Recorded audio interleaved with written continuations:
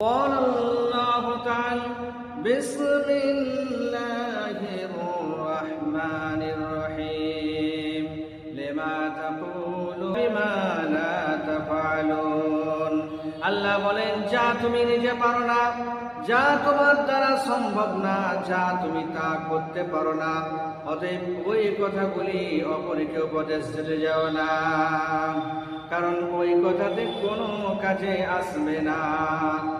আর এইভাবে করে নিজে আমল না করে যদি অপরকে তুমি উপদেশ দাও, তাহলে তোমাদেরকে জাহান্নামের কাইচি দিয়ে জিভ গলা কাটা হবে।